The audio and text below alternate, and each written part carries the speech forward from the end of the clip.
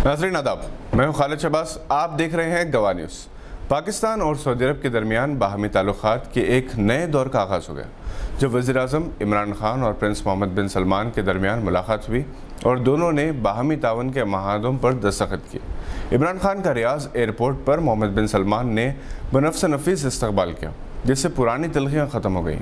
इमरान खान ने अपनी अहलिया बुशरा बीबी के साथ उम्रे की सादत हासिल की और बारगाह नबवी सल्लल्लाहु अलैहि वसल्लम में हाज़िरी दी। इन दोनों के लिए काबतुल्लाह और रोज़ा रसूल सल्लल्लाहु अलैहि वसल्लम के दरवाजे खोल दिए गए। इमरान खान ने नबी करीम सल्लल्लाहु अलैहि वसल्लम से अपनी मोहब्बत और अक़ीदत का मिसाली सबूत दिया। वो जितनी देर मदीना मुनव्वरा में रहे, नंगे पाँव रहे। इन्होंने अश्कबार आँखों से दुआएँ मांगी।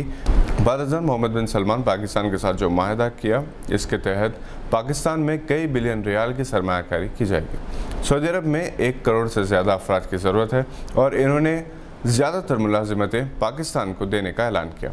याद रहे कि चंद महीने पहले मोहम्मद बिन सलमान इमरान खान से नाराज़ हो गए थे और इन्होंने अपने खुसूसी तैयारा बीच रास्ते से वापस तलब कर लिया था और पाकिस्तान को $1 अरब का कर्ज वापस ले लिया था।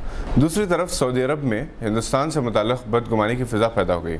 सऊदी अरब से हिंदुस्तान को भिजवाई गई ऑक्सीजन की टैंकर्स पर रिलायंस ग्रुप ने अपने स्टिकर्स लगा दिए थे, मगर सोशल मीडिया पर ये राज फाश हो गया, जिससे समझा जाता है कि सऊदी अरब में नाराज़गी पाई जाती है। सऊदी अरब के एक मशहूर सनतकार ने ट्विटर पर वज़ीर-ए-आज़म मोदी को पैगाम दिया कि भले ही आप ऑक्सीजन टैंकर्स पर हिंदुत्व के स्टिकर्स लगाएं, मगर इंसानियत की खिदमत ज़रूर करें। मगरबी बंगाल में ममता बनर्जी वजारत में 7 मुसलमानों को शामिल किया गया है। 43 रुकनी वजारत में 24 नए चेहरे शामिल किए गए। 24 को काबिनी दर्जा दिया गया है, 10 को आज़ाद कलमदान और 9 को ममलकती वज़ीर का दर्जा दिया गया।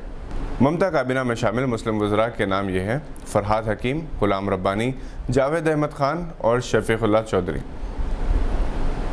आज़ाद कलमदान वालों में हुमायूं कबीर और ममलकती वज़रा में आखिरुज़्ज़मा और यास्मीन शबीना शामिल है। क्रिकेटर मनोज तिवारी को ममलकती वज़ीर बनाया गया है। हालिया इलेक्शन में मुसलमानों ने ममता बनर्जी का साथ दिया और इनकी कामयाबी में अहम रोल अदा किया। मुमताज़ उलमाए कराम ने मुसलमानों से अपील की कि वो ईद की शॉपिंग के नाम पर कोरोना के फैलाव का सबब ना बने। इस वक्त चारों तरफ सैकड़ों अफराद मुतासर है और इनमें से कई की मौत वाक़ई हो रही है। इन हालात में एहतियाती तदाबीर ज़रूरी है। जब इस किस्म के मशवरे दिए जाते हैं तो मुसलमान दूसरी मिसालें दे रहे हैं कि किस तरह से कुंभ मेले में और दूसरी मजहबी तकारीब में भीड़ इकट्ठा की गई। ना तो इन पर पाबंदी हुई और ना ही इनके खिलाफ कार्रवाई की गई।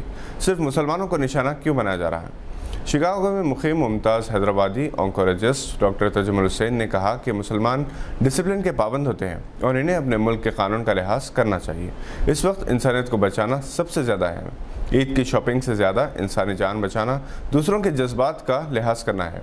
जिस तरह से मीडिया में रिपोर्ट्स आ रही हैं वो तशवीशनाक है। इन्हें अंदेशा है कि इसका शरपसंद ताकतें इस्तेसाल करेंगी।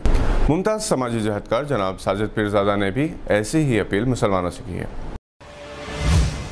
जनाब मोहम्मद इब्राहिम अली खान हाल मुक़ीम इलिनॉय अमेरिका का 9 मई की शब हैदराबाद में इंतकाल हो गया। वो मुख्तसर क़याम के लिए हैदराबाद आए हुए थे और अनकरीब अमेरिका वापस होने वाले थे। पसमानदगान में अहलिया के अलावा 1 फ़र्जंद और 3 साहिबजादियाँ हैं। नमाज जनाजा आज बाद नमाज फ़जर मस्जिद दरगाह शाह राज क़त्ताल हुसैनी रहमतुल्लाह अलैह में अदा की गई और मुतसिला क़ब्रिस्तान में तदफीन अमल में आई। ये थी आज की चंद अहम खबरों पर नज़र। अगर आपने हमारे चैनल को अभी तक सब्सक्राइब नहीं किया तो उसे लाइक और सब्सक्राइब ज़रूर करें। हम फिर हाजिर होंगे ऐसी कुछ खबरें लेकर। देखते रहिए गवाह।